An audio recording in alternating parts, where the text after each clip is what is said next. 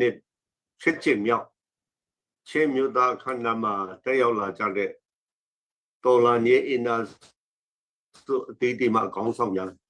ချင်းမြို့သားခေါင်းဆောင်များချင်းပြည်သူပြည်သားများအားလုံးကိုကျွန်တော်ရှင်းဥစွာနှုတ်ခွန်းဆက်တာလိုပါတယ်ထို့တူပဲချင်းပြည်တဲ့ကောင်စီချင်းလန်းကောင်စီမှာအင်းနဲ့ပြုလုပ်ကျင်းပတဲ့98ကျမြောက်မြို့သားတဲ့အခမ်းအနားအတွက်လည်းလဲနဲ့စွာကျေးဇူးတင်ဂုဏ်ယူဝမ်းမြောက်မိကြောင်းပြောကြားလိုပါတယ်ခုချိန်ဟာတော်လာနေကာလဖြစ်လာကြောင်းကျွန်တော်တို့အနေနဲ့ချင်းမြို့သားတဲ့ခန္ဓာကိုလူကိုယ်တိုင်တက်ချင်ပေမဲ့ဆုံနိုင်ဖို့အကန့်အသတ်တွေရှိတာကိုနားလေဆက်ချင်ပါတယ်ဆက်အနာရှင်အမြင့်ပြတ်ချုပ်ငြိမ်းအောင်လှုပ်ဆောင်ပြီးချိန်မှာကျွန်တော်တို့အားလုံးချင်းအပြူသားတဲ့ကိုချင်းချင်းတေးတေးထမှန်ကျင်းပပြီးချင်းအမျိုးသားတဲ့ကိုဂုဏ်ပြုနိုင်ဖို့အထူးနည်းနည်းပြလိုက်မျော်လင့်ကြောင်းပြောကြားလိုပါတယ်ကျွန်တော်အနေနဲ့ဒီနေ့ကြားရောက်တဲ့ချင်းအမျိုးသားနဲ့အခမ်းအနားမှာချင်းလူမျိုးတွေဖြတ်တန်းခဲ့တဲ့နိုင်ငံရဲ့အတိတ်သမိုင်းကိုအနည်းငယ်ပြန်ပြီးတော့အောင်မဲ့ဆင်ခြင်မိပါတယ်အင်္ဂလိပ်ကိုလိုနီဝင်မလာတဲ့အချိန်တုန်းကချင်းလူမျိုးတွေဟာရမ်အုပ်လို့ခေါ်တဲ့ဗဒေရစ်ဆိုဘွားတွေအုပ်ချုပ်ခဲ့တာဖြစ်ပါတယ်ချင်းပြည်ဟာတိကျလွတ်လပ်တဲ့နေမြေဖြစ်တည်ရှိခဲ့တာကိုလည်းအလုံးသိကြပြီးဖြစ်ပါတယ်အင်္ဂလိပ်ကိုလိုနီကျူးကျော်လာတဲ့အချိန်မှာလည်းနေချက်ကိုအပြင်းအထန်ခုခံတော်လှန်ခဲ့တဲ့ချင်းလူမျိုးတို့ရဲ့တတိပြတိကိုအတိတ်သမိုင်းမှာအထင်ရှားတွေ့မြင်ခဲ့ကြပြီးဖြစ်ပါတယ်အင်္ဂလိပ်နေချက်အစိုးရဟာချင်းပြည်ကို1896ချင်းတောင်တန်းဥပဒေပြဋ္ဌာန်းပြီးဆက်လက်အုပ်ချုပ်ခဲ့တာတွေ့ရပါတယ်မြန်မာတပြည်လုံးတော်လှန်ရေးရဖို့ကြိုးပမ်းလာတဲ့အချိန်မှာကချင်နဲ့ရှမ်းအပါအဝင်ချင်းဒေသဟာပြည်ထောင်စုနိုင်ငံတော်အသစ်ထူထောင်မှုဦးဆောင်တဲ့အခါမှာပါဝင်ခဲ့ကြပြီးနိုင်ငံရေးသမိုင်းမှာအင်တန်ထင်ရှားတဲ့လူမျိုးဖြစ်ပါတယ်ချင်းလူမျိုးတွေဟာနေချစ်တော်လှန်ရေးသမိုင်းမှာလည်းထင်ရှားတဲ့တာကရှိတယ်လို့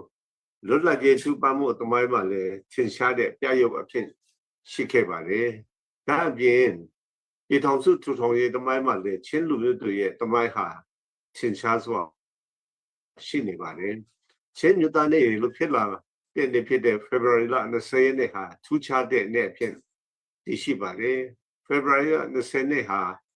အင်္ဂလိပ်နေချက်အစိုးရလက်အောက်ကလွတ်ဖို့ကြိုးစားခဲ့တဲ့ချင်းမြို့သားကောင်းဆောင်တွေကိုအင်္ဂလိပ်အစိုးရကဖမ်းဆီးအကျဉ်းချခဲ့တဲ့နေ့ဖြစ်တယ်လို့လွတ်လပ်ရေးရပြီး1948ခုနှစ် February 20ရက်ဟာချင်းပြည်သူလူထုတရားလုံးကဗဒေဒရီအုပ်ချုပ်ရေးစနစ်ကိုဖျက်သိမ်းပြီးဒီမိုကရေစီစနစ်နဲ့အစားထိုးခြင်းတို့ကိုစုဝေးဆုံးဖြတ်ခဲ့တဲ့နေ့လေးဖြစ်ပါတယ်ဖေဖော်ဝါရီလ20ရက်နေ့ဟာချင်းမြို့သားသမိုင်းမှာထင်ရှားတဲ့နေ့ပဲဖြစ်ပါတယ်သူဖြင့်ချင်းမြို့သားနေ့ဟာတောင်ပေါ်ဒေသမျိုးကွယ်ပေါင်းစုံကချင်းလူမျိုးတွေနဲ့ပြည်သွေးပြည်ပအသီးသီးကချင်းလူမျိုးတွေကိုအမျိုးသားရေးထည့်ရတဲ့ခုဒီအောက်မှာညီညီညွတ်ညွတ်စုစည်းခြင်းအမတ်တရုပ်တစ်ခုဖြစ်ပါတယ်ဒါအပြင်အမတ်တရုပ်စုံများစွာတဲ့ချင်းမျိုးနွယ်စုတွေနဲ့အမျိုးသားရဲ့လက္ခဏာများကိုစုစည်းပုံဖော်မှုတရားလည်းဖြစ်ပါတယ်ဒါဟာလေးစားစရာဖြစ်တဲ့ဂုဏ်ယူစရာလည်းဖြစ်ပါတယ်အခုဆိုရင်ချင်းမျိုးသားနေ့ကိုကျင်းပခဲ့တာ98ကျင်းတိုင်ပြည့်ဖြစ်ပါတယ်စိတ်မချခင်မှာနှစ်ပေါင်း80ထိပြည့်လာတော့မှာဖြစ်ပါတယ်ဒါပေမဲ့စစ်ဆိုးရအုပ်ချုပ်တဲ့ကာလတွေမှာချင်းအမျိုးသားနဲ့လို့နာမည်တက်ခွင့်မရပဲချင်းပြည်နယ်ဖြစ်တာကျင်းပခွင့်ပြုခဲ့တာကိုရှိခဲ့ပါတယ်စစ်ဆိုးရတွေဟာလူမျိုးစုတွေရဲ့အမျိုးသားရေးလက္ခဏာကိုပုံဖြတ်ဖို့မျိုးစုံကြိုးစားခဲ့တဲ့တက်တယ်လည်း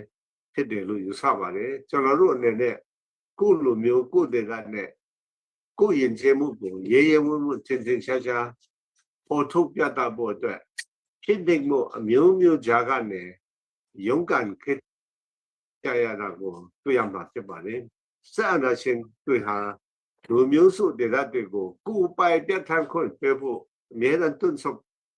ခဲ့ပါတယ်ဒါအပြင် Federal ခွင့်ရတွေပြဖို့လည်းလစ်လျူရှုခဲ့ပါတယ်ချင်းမျိုးသားတဲ့အဖြစ်ပုံဖော်ကျင်းပခွင့်မပေးပဲအာဏာရှင်တွေနဲ့ချင်းလူမျိုးတွေရဲ့ကိုယ်ပိုင်ပြဋ္ဌာန်းခွင့်နဲ့ Federal ကိုဘယ်လိုနည်းနဲ့မှဆောင်ကျဉ်ပေးနိုင်မှာမဟုတ်ဘူးဆိုတာကျွန်တော်တို့အားလုံးနားလည်ဖို့လိုပါတယ်ဒါကြောင့်ချင်းလူငယ်မျိုးဆက်သစ်တွေနဲ့ချင်းနိုင်ငံရဲ့ခေါင်းဆောင်တွေအားလုံးဟာ2021နိုဒေါ်လာညမှာရွရွချွတ်ချွတ်ပါဝင်ဥဆောင်ပြီးချင်းမျိုးသားလူမျိုးရေးကိုပေါ်ဆောင်နေတာထင်ရှားပါတယ်ကျွန်တော်တို့လည်းချင်းမျိုးသားလုံးရဲ့ဆက်အာဏာရှင်စနစ်ကိုခံတော်လှန်စစ်ကိုအလေးမြတ်ပြုပါတယ်ဒီနေ့ဒီချိန်မှာချင်းပြည်ဟာရာနှုန်းပြည့်ချင်းချုပ်စုံမှုမြေဖြစ်တရှိလာပြီဖြစ်ပါတယ်ချင်းချုပ်စုံမှုနယ်မြေတွေကိုအမခံပြည့်မြောက်ပြည့်ဝတဲ့လွတ်မြောက်နယ်မြေတွေဖြစ်ဆက်လက်ဖော်ဆောင်ကြဖို့လည်းအထူးတိုက်တွန်းပြောကြားလိုပါတယ်ချင်းပြည်တရားလုံးမှာချင်းမြို့သားလွတ်မြောက်ရေးကိုဆုံးခန်းတိုင်အောင်ဖော်ဆောင်နိုင်ဖို့အထူးလိုအပ်ပါတယ်အဲ့ဒီအတွက်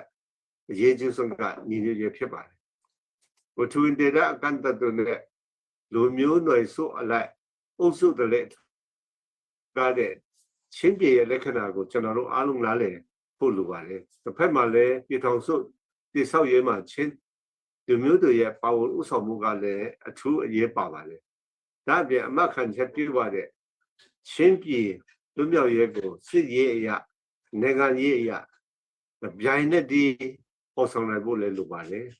အဲ့ဒီအတွက်အရေးကြီးတာကအမျိုးသားညီညွတ်ခြင်းကိစ္စဖြစ်ပါတယ်ချင်းလူမျိုးတွေချင်းချင်းတိုက်ပင်ပင်ညှိနှိုင်းနိုင်လုံနိုင်မှချင်းပြည်တိဆောက်ရေးဟာအောင်မြင်မှာဖြစ်တယ်ဆိုတာယုံကြည်ပါလေချင်းတွေချင်းချင်းအင်အားတွေကိုစုစည်းထားမှချင်းပြည်လူမျိုးရေးအတွက်အမခံချက်ရှိမှာဖြစ်ပါလေဒီကုချုပ်နေတဲ့ပြောလူကတော့ဆက်အနာရှင်စတဲ့အမြင့်ပြတ်ချုပ်ငင်းအောင်တော်လန်ပြီးချင်းမျိုးသားကောင်းဆောင်ဆက်လူလာတောင်းတခဲ့ကြတဲ့စစ်မှန်တဲ့လွတ်လပ်ရေးနဲ့ကုပပြတ်ထန်ခွင့်ရယူနိုင်ဖို့ချင်းပြည်သူလူထုရဲ့ဆန္ဒနဲ့ထန်တူသတ်တူထမြရှိကြောင်းကျွန်တော်လည်းပြောကြားလိုပါတယ်ချင်းပြည်တဲ့ပြည်သူလူထုတရားလုံးတောင်းဆိုကြတဲ့ဒီမိုကရေစီကိုအပြည့်အဝကျင့်သုံးအကောင့်တွေပေါ်၌ချပါစေလို့လည်းဆန္ဒပြုပါတယ်ဒီလူနဲ့ကောင်းတဲ့မြတ်မှာကနေစပြီးချင်းပြည်သူလူထုအားလုံးဟာဘုရားသခင်ရဲ့ဆောင်မခြင်းကောင်းခြင်းမင်္ဂလာနဲ့ပြည့်စုံကြပါစေလို့ကျွန်တော်လည်းနှုတ်ခွန်းဆက်တာအပ်ပါတယ်အားလုံးကိုကျေးဇူးတင်ပါတယ်